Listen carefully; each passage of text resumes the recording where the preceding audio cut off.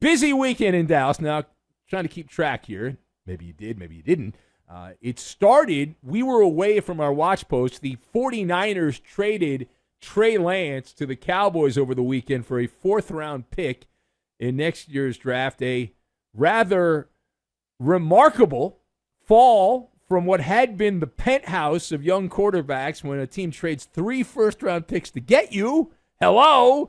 And now Trey Lance is going down, down, down, down, down. It's a very odd situation for Dallas. You had the owner/GM, Jerry Jones, who said that acquiring Trey Lance will not change the Cowboys' plans regarding whether or not to extend Dak Prescott. You also had Jerry Jones saying the Cowboys wanted to draft Jalen Hurts a couple years ago, but they didn't. And Dak Prescott could become a free agent, assuming he doesn't get a new contract. He will become a free agent following the 2024 season unless the Cowboys tag him. Now, not only did Jerry Jones endorse Dak Prescott, but you also had the CEO, the spawn of Jerry, that's how he got the job, Stephen Jones, keeping up with the Joneses, who confirmed the team is absolutely planning to extend Dak Prescott to a long-term deal, yet they just traded a fourth-round pick for a quarterback. So let us discuss the question. Jerry Jones saying that the Trey Lance move does not impact Dak Prescott's future in Dallas. Is this based in reality? So I'm going to go first here, and I'm going to go no. I am firmly in the no camp on this one. I've got GPS, Bart Simpson, and neon lights. And we will combine all of these things together, and we are going to make a wonderful apple pie. That's what we're going to make. Isn't that good dessert? Apple pie? A little ice cream, vanilla ice cream on the side. So, number one. Jerry Jones is currently talking out of both sides of his mouth. Of course, that's not unusual for people that work in the NFL. The Cowboys should not be married to Dak Prescott, but according to Jerry Jones, they have every intention of signing Dak to an extension. Dak Prescott has come up tiny. Not just small, tiny in every big moment against a decent opponent for the Cowboys. He's had enough of a sample size now. He's been there a long time. You are what your record says you are.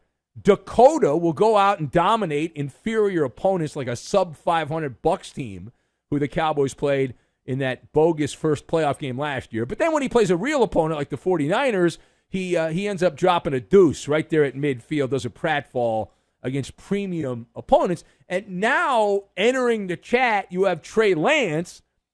And so while Jerry Jones says we intend to keep Dak Prescott, by putting Trey Lance out there, I don't even think Trey Lance is any good, but the Cowboys have given themselves, in the mind of Jerry Jones, a little bit of leverage.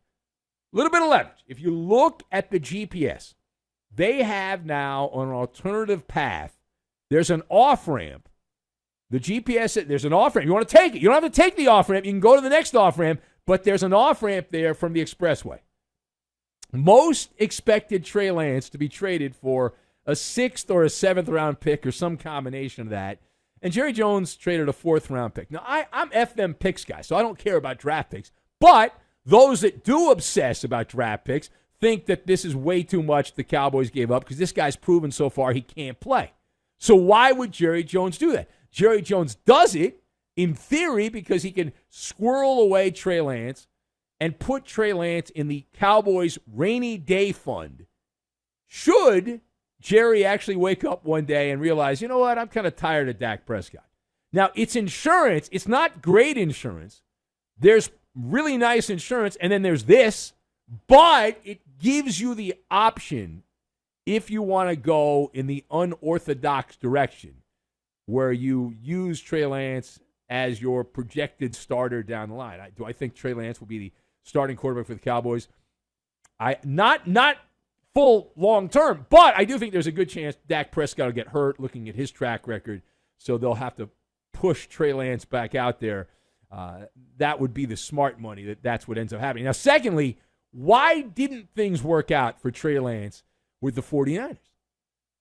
we can all agree here, Trey Lance was given the keys to the castle in San Francisco. They rolled out the 49er carpet there. They thought they were the smartest people in the room. They had acquired the quarterback. They had the foresight to get the guy that was going to be the next great 49er quarterback, continuing the tradition. And then they had to watch him play. And that was the problem. So he was given Trey Lance the keys to the castle. And what did he do? Well, Trey Lance went full Bart Simpson. Butter fingers. He dropped the set of keys into the storm drain.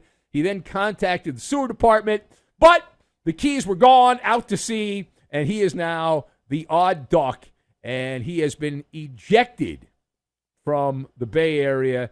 And how do John Lynch and Kyle Shanahan, how do these two guys dodge the fallout from trading 3 first-round picks to acquire Trey Lance? Well, the answer to that is rather obvious. It's the credentials. The 49ers have been lurking around the top of the NFC the last several years, and those guys can hang their hat on that. They haven't won the Super Bowl, this vintage of the 49ers, but they've been close. They've been to the Super Bowl. They've been knocking around in that department here, so there's a bit of a track record, and that's the key thing. Now, the final branch, if you will, of the Trey Lance story, we go to Minnesota. Now, we were told that the Vikings were interested in acquiring Trey Lance. But now we've learned they did not even make any kind of effort to get Trey Lance prior to him being traded to the Cowboys. Now, Lance is from the state of Minnesota, and many assume the position that the hometown, geography-wise team, the Purple People Eaters, although he's out in, I believe he's from western Minnesota, but still, Trey Lance from that state. Vikings need a quarterback going forward, but they did not take a bite out of the apple. They didn't do it. Now, why did the Vikings end up punting and not making any real effort to get Trey Lance in a trade before he was sent to the Cowboys? So the theory on this is they were scared. They've actually watched the tape of Trey Lance. They've watched the video of Trey Lance. They were scared off by the flashing, pulsating neon lights. Warning, danger zone ahead, malfunction, out of order, just not working properly is the way I read it. Trey Lance was so wobbly with the 49ers that the Vikings are content to improvise. They have no plan, not even a helter-skelter plan going forward at quarterback, and that's how much Trey Lance blew that the Vikings did not even consider going out and acquiring this guy, even though he's from their region, and they could have gotten him for a song and the dance. Now, Trey Lance is a bit of a thespian because with the Niners, he took that slogan, go out and break a leg, and pretty much did just that with the 49ers. But if you look at the Vikings, you got Kirk Cousins, who is in his lame duck year. He's got 1 year left this season, and that's it. And then he's a free agent. And there is no line of succession. If Kirk Cousins leaves, Trey Lance ain't walking through that door, at least not now, not on this trade. And the only player that may be that player is a 5th-round pick out of BYU named Jaron Hall. Good luck on that. A developmental player. And so the Vikings are like, if Cousins leaves, we'll just sign one of these other veteran players. And every year there's at least 7 or 8 quarterbacks that turn over. Every single year, about 7 to 8 teams decide to say bye-bye to their quarterback and change it up. But that is a great indictment of Trey Lance that the Minnesota Vikings wanted nothing to do with this guy, and they didn't even make an effort to acquire him.